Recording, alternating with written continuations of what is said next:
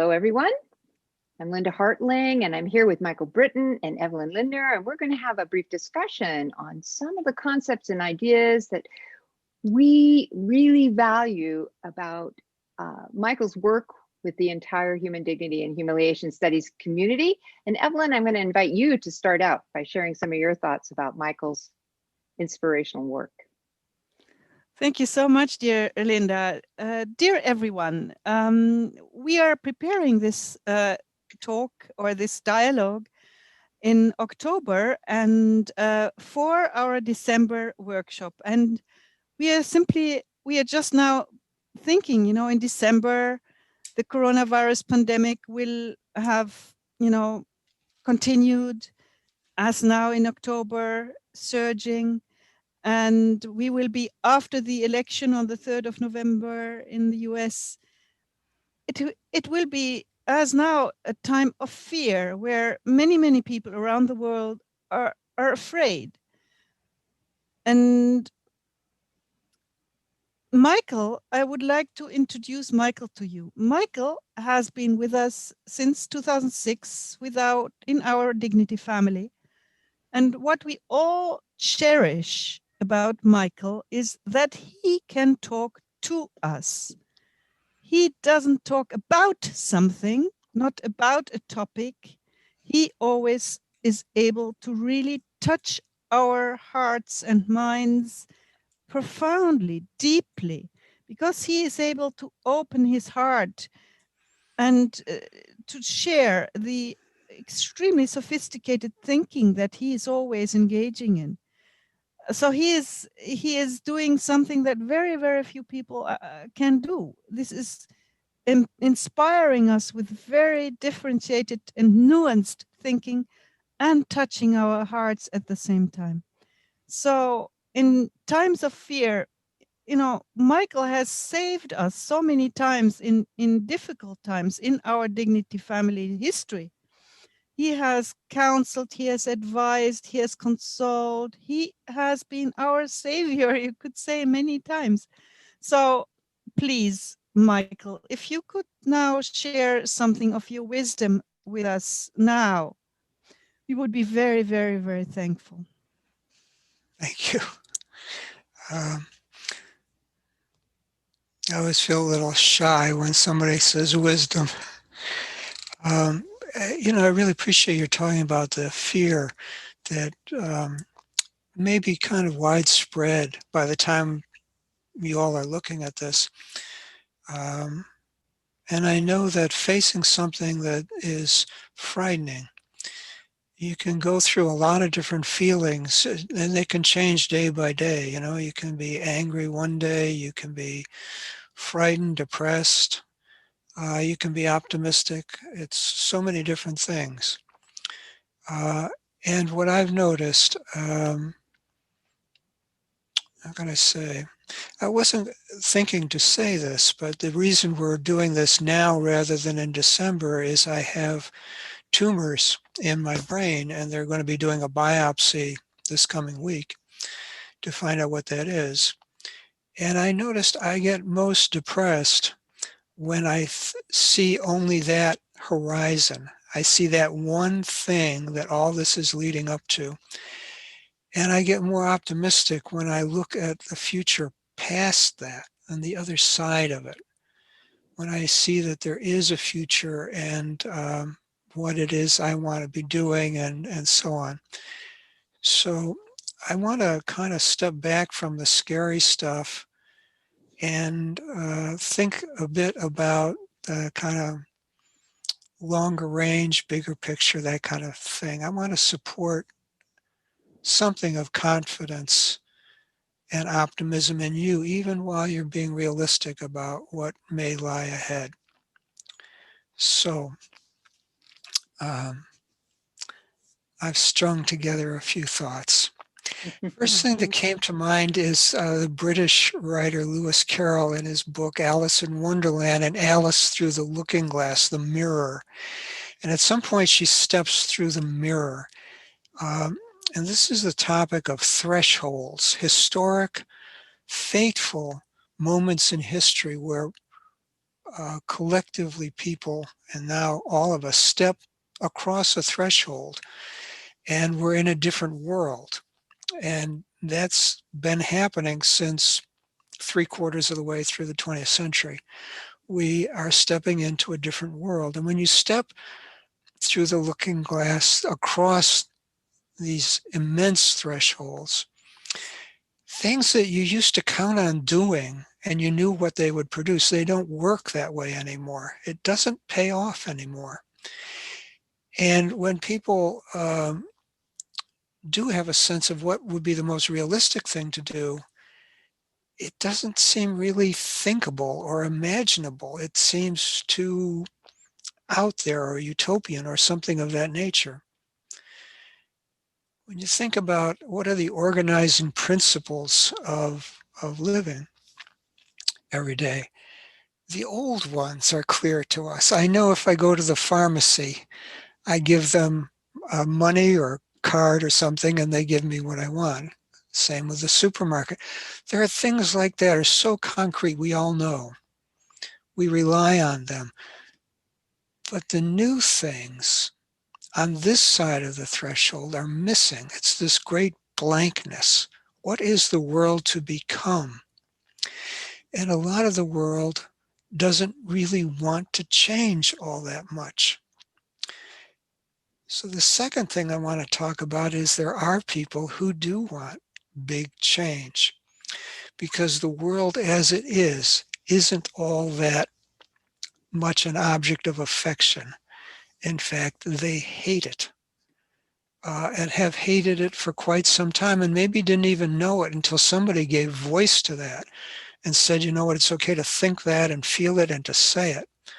They hate it, and they feel that the big changes they would need cannot possibly happen unless the decks are cleared. The structures that exist have to be wiped aside, destroyed. So that's Steve Bannon.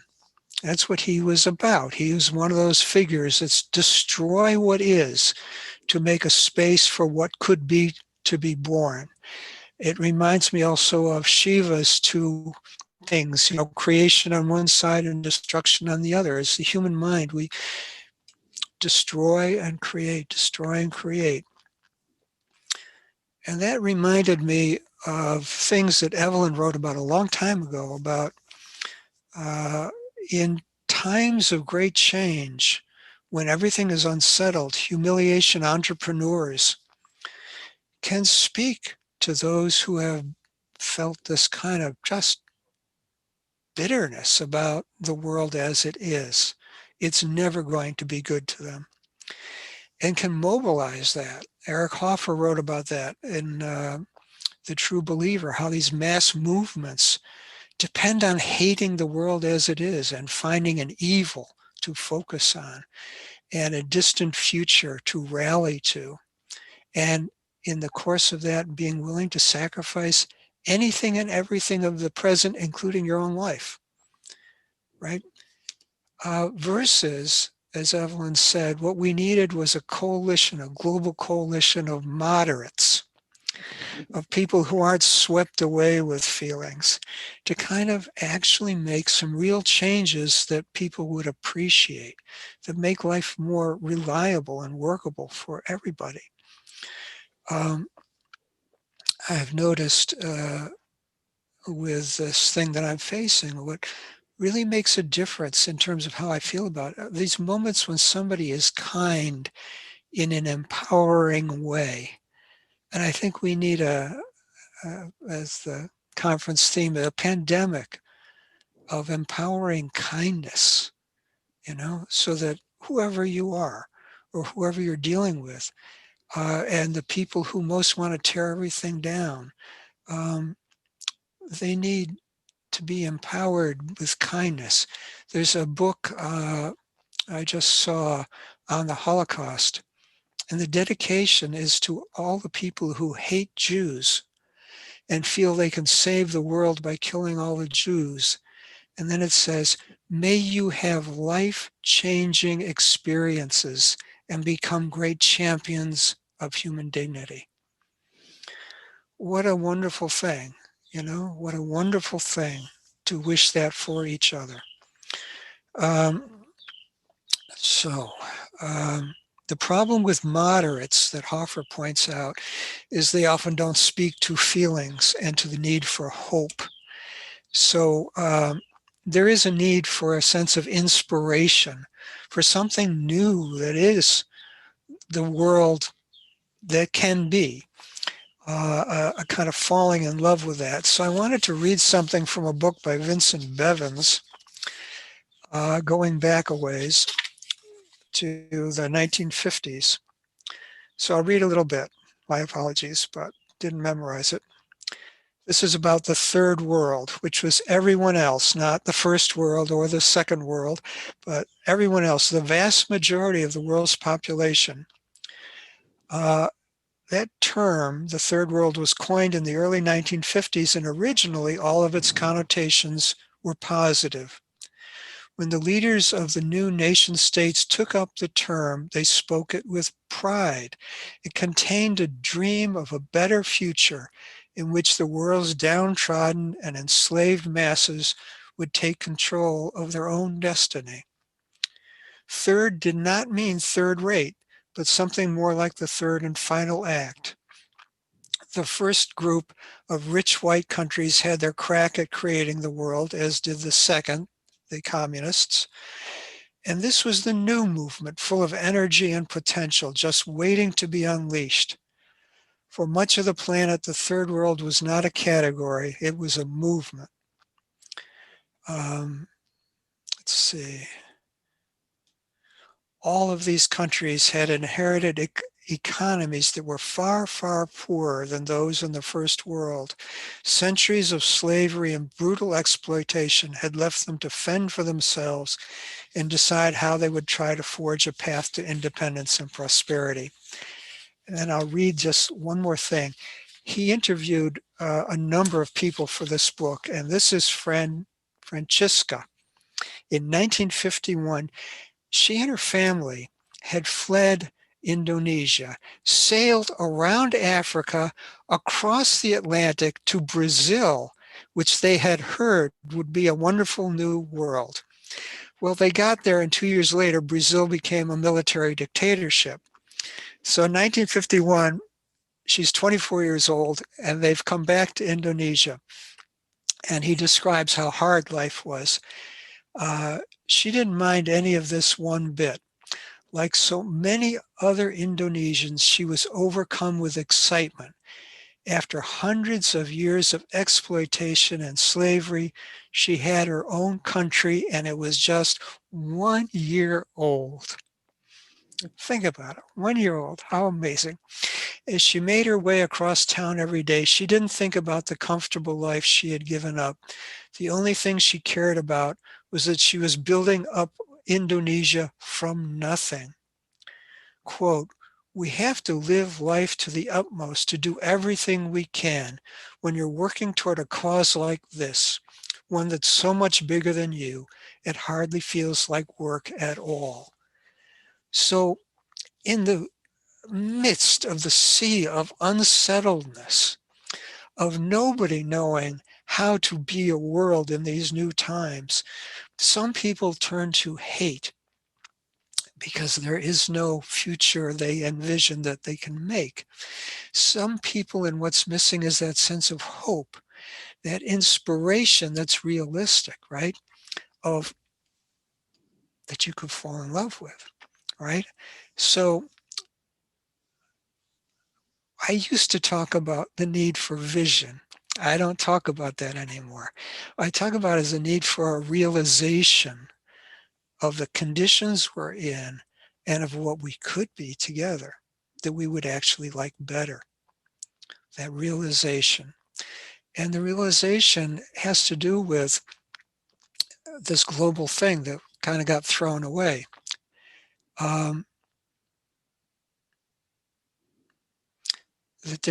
That we're all here now.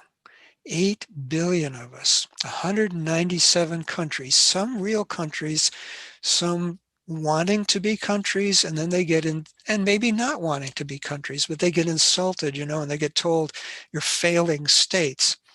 Well, maybe, or maybe they're just being something different. But all of us are here now.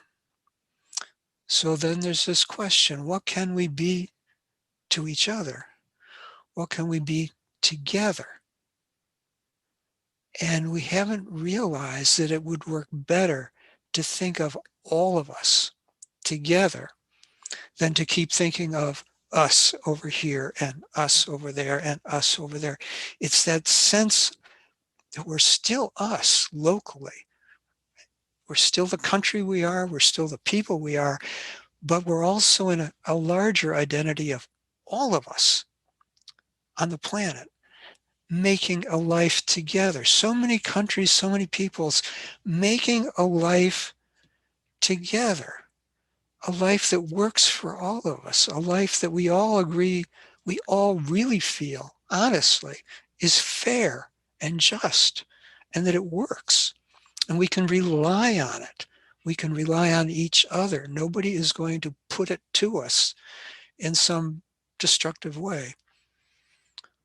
A life we can actually treasure, cherish, and be really happy to hand on to our children, to grow up into and to hand on to their children, because it's so good for everybody.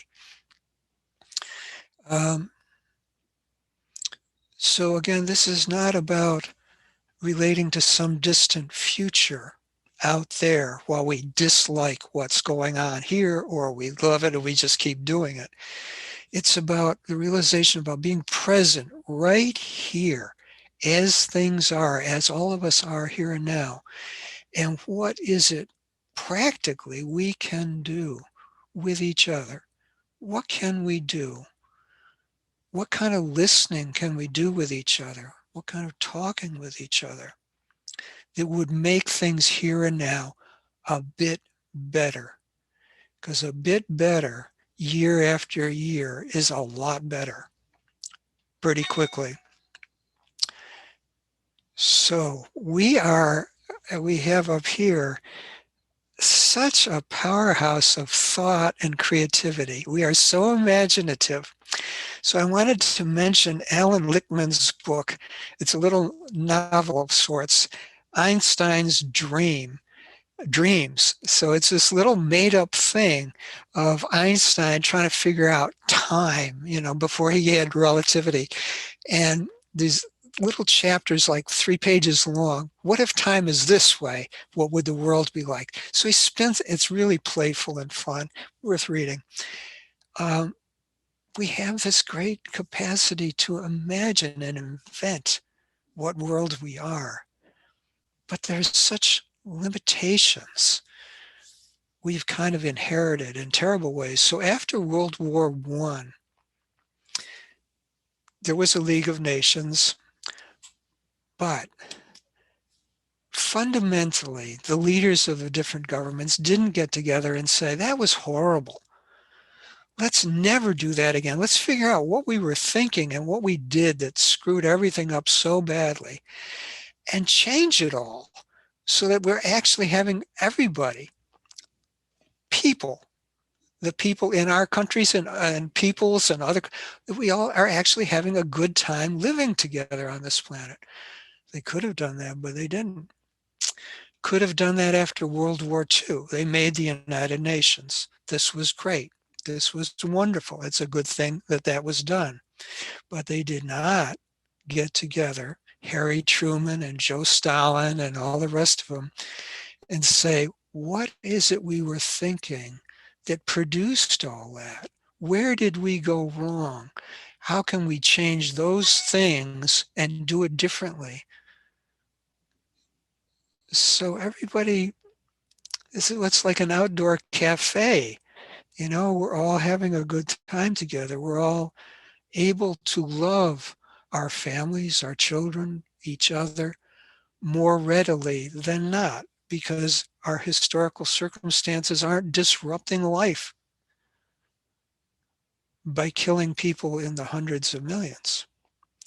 They didn't do that. Sorry. Uh, and why not? Because standing behind this very creative mind is the pre-human brain that's shared with so many other species, right? And it has its own characters, so to speak, each of whom has its own agenda for what to turn this into. So there's the predator-prey part of our brains that's really ready to, no matter what you come up with, no matter what other, it's all about destruction. It's all about killing. It's all about sadism and being the object of sadism and torture and all this. That's what it will turn anything into. Or another part will turn anything into dominance and submission, getting what the dominator wants at the expense of the other. And this is how you know a predator is afoot. If after the encounter, the other one is weaker or in some way dead, their reputation is killed, their career is over, their life opportunities are gone, they are ill because of something that wasn't tended to, or they're imprisoned, or their soul has died, or they're physically just dead because the dominator passed this way. That's predation afoot in the world. But we also have, in common with mammals and primates, we have the capacities for attachment. Attachment looks at whatever's going on and uses all this imagination and, it's better that we're together. I know life will be better because you're here. And you know life will be better because I'm here. And how do you do that? How do they know life will be better because we're here? How do they know that? Why would they know that? That's something to really conjure with because it makes all the difference. And the same in reverse. And there's also nurturing. If you're down at this moment, what can we do to provide or support your own resourcefulness or provide you with resources so you can back on your feet? But then you take it from there. Every culture has to make its own world in its own way. We like to say, well, we're all humans, so we have a lot in common. That's true. But we're also very different. I was just hearing about a culture that has no future and no past. Their time is, they don't experience that. They have the present, right? We have mindfulness workshops aspiring to try to be like that. Cultures are so very, very different. We're also very, very different. So what does it mean to be on this planet together? This notion that the biggest and most powerful and most technologically advanced should be the teachers of the rest is so destructive. That is the dominator and the predator on the move, thinking all the while, I'm doing good for people. I'm doing good for the world. I'm being helpful. Unfortunately, it violates the needs of other cultures to invent the world out of their own experience, out of the centuries and millennia of their experience. And if they find something that you're doing interesting, that's great. And you do have things that you know that they don't. They have things that they know you don't, and you cannot figure out. For instance, when it comes to, I'm trying to think of the word for that alternative, permaculture. You plant all these different kinds of food together and they support each other's life and it's more productive and less greenhouse gases and all this stuff. You just try to do that. You try to find a consultant who has that label, who actually can teach you to do that. And you know why you can't? Because the only way people can do that is that they've been doing it for centuries at least, and they actually have seen what things work together and what things don't. You don't know, you haven't done it, you don't even know where to begin. They know, right? We can learn from each other. We are all in the face of the great mystery of these times and of what it means to be human. We are all kind of uh, faced with that. And to realize whatever it takes to reach a point in your life when you're no longer cocky and confident and you just don't know what you're going to do next. Then you've joined the club of humankind where there's a lot we can be confident about, a lot we can trust in, but there's a lot we just don't know. And that makes us fellow human travelers in trying to figure out humanness and how best to do it together and how best to be a world together. And that's priceless. So there is this sense that is yet to be born of what it means to be all of us, what that really means concretely. And I want to add one other kind of instinctual thing, and that's the erotic. That sort of falling in love with, it's sensual, it's about physical beauty, it's about romantic love, it's all those things. And that kind of connects us into the larger universe in a way we don't usually talk about. The universe, the cosmos, is a very strange kind of whatever it is. On the one hand, it loves explosions. It loves making things go bang. It loves making galaxies collide and all this stuff. And out of those collisions, it creates new things. So the universe knows how to use boom to create new things. But in the midst of all of that gigantic stuff, it somehow has managed to create such delicacy as the world of life that we inhabit. You know, the trees, the leaves, the flowers, the fruits, the vegetable, whatever it is that grows wherever you are, the animals wherever you are, and us. Such delicate, fragile, and the richness of all of this. There's just the magnificent diversity of life, and life keeps making more and more diversity. So David Attenborough has this new thing out now. It's his last video. It's his witness statement. And the first third of it is just this journey through the richness of a life.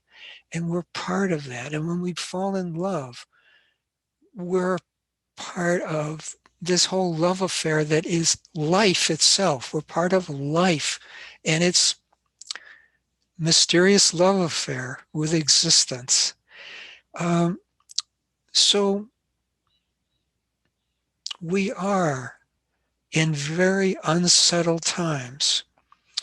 Very harsh times likely lie ahead with climate destabilization and so on. But like me and my biopsy, it's important to look realistically at what lies ahead and to deal with it. But it also may be helpful to look past that to the future on the other side of that. Not what we're going to make out of the 21st century, but what will be made of the 22nd century, the one we will not see. That we're doing the groundwork for what we will not see. And to have in mind the goodness that can be going forward, the goodness that needs to go forward, and the fundamental decency in the hearts and minds of so many people all around the world. And that's what needs to get tapped. And I understand governments and big business, you are caught in the institutions that you are leading, they are like traps that are very hard to escape. They lock you in. The people lock you in if you try to be different. Your competitors lock you in if you try to be different. It is extremely hard to be a leader of hope for the globe, for everybody, to connect with other leaders of hope and dignity and goodness. And we, the ordinary people of the world, have to be willing to support our leaders who take that daring, who dare to try to be better and to try to do the world better. We need to support them because they need our support, and we need to not go along with the impulse to destroy. We need to support the birth of better. Thank you.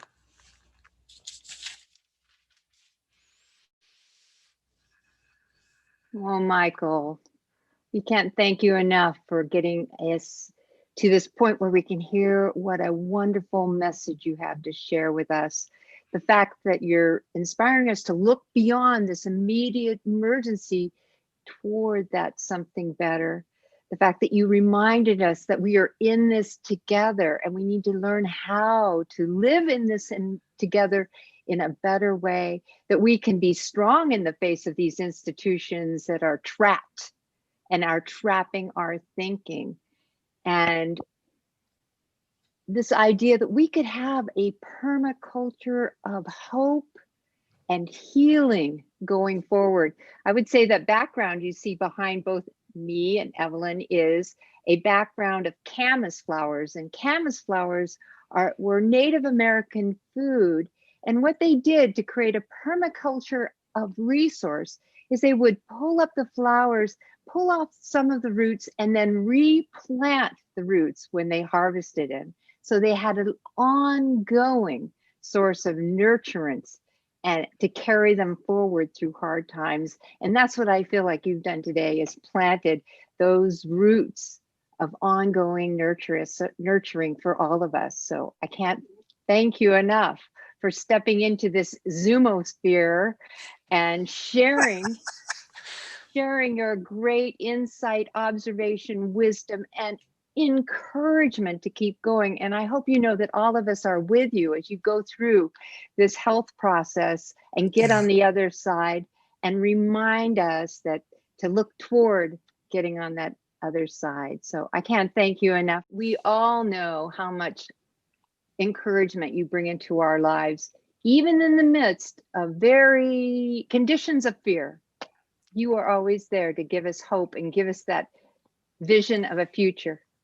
Yeah, and I just want to say this because I live with this day after day after day now. My moods and feelings change dramatically. There are times like right now when I'm giving something and I feel good.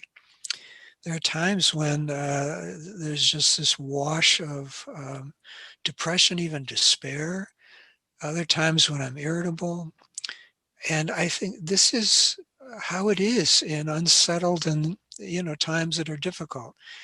And it takes kind of support from other people to stay with the reality of what you feel, but also with hope and positive feelings about life and where things are going. And it takes some kind of practice of what you do physically, a diet, I suppose, spiritually, those kinds of things. You have to get behind the positive, and as one of my doctors said, this is a time to really develop your fighting spirit. Not fighting in the sense of mean and angry and all like that, but putting everything you have into overcoming the difficulty. So, there may be some really good things ahead. Things may go better than is expected. There may be really hard things ahead. And it's a chance to develop that spirit of putting your strength, your ingenuity, and your heart into making life workable for you, for your family, but for everybody. And finding those alliances that are working for everybody. Everyone has to count. Nobody left behind. Oh, thank you so much, Michael. Thank you for bringing us together, sharing your message. I know you recently quoted a quote about having a relational home, and Yeah. you you give us this relational hope that gives it home and relational hope that keeps us moving forward, Michael. Yes. Can I say more things? Are we out of? Please. Oh, if you have, yes, please say more. Yeah, this was Robert Stollerow. He's an analyst in psychoanalyst in Los Angeles. He used that phrase relational home. And I think that's part of what we have to be for each other around the planet. You know, a tribe out in wherever doesn't necessarily need to know a whole lot about us. Um, they have their own life that they're making. But often when we meet up, different folks, uh, we have such very different experiences. And when there's been a lot of injustice, a lot of cruelty, a lot of all that kind of stuff for a long, long time, there's immense mistrust, immense, you can come at it from a good place and yet you run into a wall of mistrust because why should you be trusted? And that goes in both directions. Um, this notion of a higher understanding of what it means to be us, to be a relational home.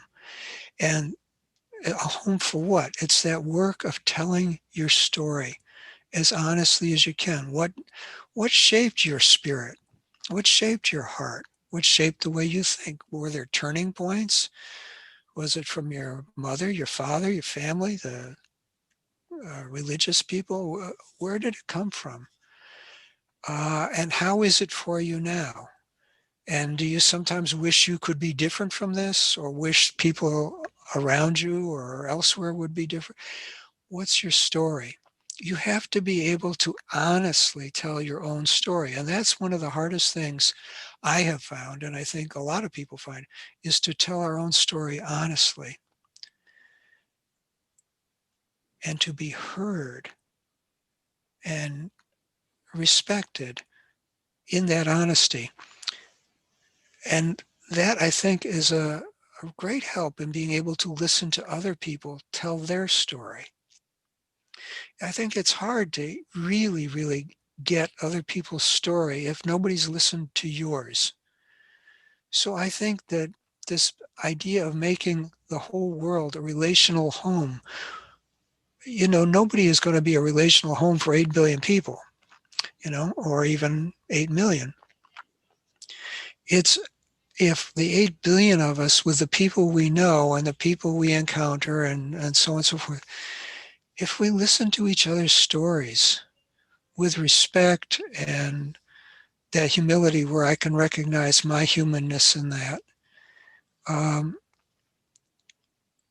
we can come to feel at home with one another and safe with one another. And then when bad things happen, it's more likely that somebody will make the sacrifice and show up to make sure that you don't go down on your own. They say, when geese are flying over and one is exhausted or whatever and goes down, at least one more goes down with them. None is left alone until they're ready to rejoin. That coming through for each other, that globalization of sacrificing to help each other out, and living in a world that's reliably like that, it could change the experience any of us have. I mean, what would it be like to be living in a world that is chronically safe, as far as other human beings go, that nobody's going to physically attack you. Nobody's going to rip you to shreds emotionally. You're safe. And we have lived that way long enough for everybody to just count on it, that something different from that is not especially thinkable. How much more relaxed, how much more anchored in our own goodness we can be. So these are the things to kind of have your eyes set on, your spirit and your heart. That's where you want to be going, where you want everybody else to be going. And somebody can come along and make great speeches or great whatevers that, get you all riled up and whatever. But know to whom you are listening, whether this is seductive and behind the curtain, there's an agenda of exploitation or violence. Know people well enough, right? And look for those who are building this reliable relational home with everybody else. That's where to be going. I know that most of you on the planet will be alive after I am not. And you will make of your time whatever you do. This is the best I can tell you after my 75 years of living of what I think will make a happier life for you and for everybody else in your time. This is the kind of times I think you will be happy if you can achieve them, to hand on to your children and grandchildren. That's what I think. You will be the ones who will do whatever it is you do. I have tried to spell out some of the temptations and some of the resources you can count on. It will be and is in your hands. Thank you so much, Michael. Thank you. And with that, I know that there will be other people who would like to continue the conversation about your talk, and hopefully we'll have an opportunity to do that throughout our workshop and going forward, because you embody that spirit we started out with, that relationships come first, that it's important to listen people into voice, to tell our stories so people can be more authentic in the work that they're doing in their lives and in the world. And you are the living example of that. So thank you so much, Michael. Thank you so much, Michael. Thank you so much. Thanks.